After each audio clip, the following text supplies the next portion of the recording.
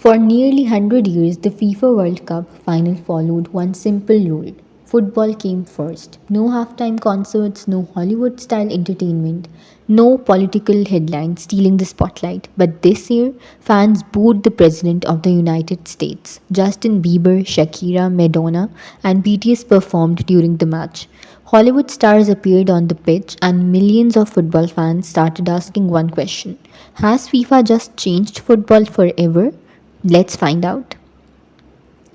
The 2026 FIFA World Cup final should have been remembered for one thing: football. Spain and Argentina, two of the world's greatest teams, faced each other in front of more than 80,000 fans, while billions watched across the globe. It had everything: drama, pressure, extra time, history. Spain eventually lifted the World Cup trophy after an intense battle. Normally, that's all anyone would be talking about.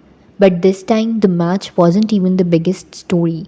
Everything surrounding the game completely overshadowed the football itself. One of the night's biggest headlines came before the trophy was even presented. US President Donald Trump attended the World Cup final alongside FIFA President Gianni Infantino. As cameras focused on Trump inside the stadium, something unexpected happened.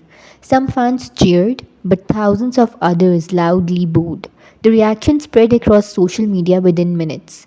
Outside the stadium, protesters also gathered, criticizing Trump's appearance at football's biggest event.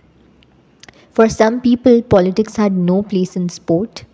Others argued that world leaders have attended major sporting events for decades. Whatever your opinion may be, one thing became clear: politics had become part of the biggest football match on earth. But surprisingly, that still wasn't the night's biggest surprise.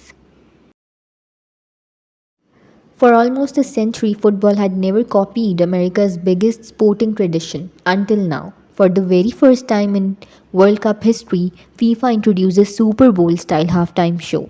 Instead of players quietly returning after a short tactical break, the stadium suddenly transformed into a massive concert. Madonna took the stage, Justin Bieber performed, BTS appeared, Shakira and Burna Boy performed the official tournament anthem.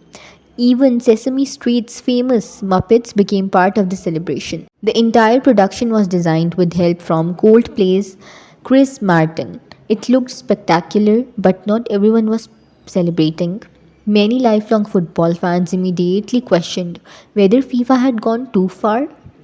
Supporters of the new halftime show say football is evolving. The World Cup already attracts billions of viewers.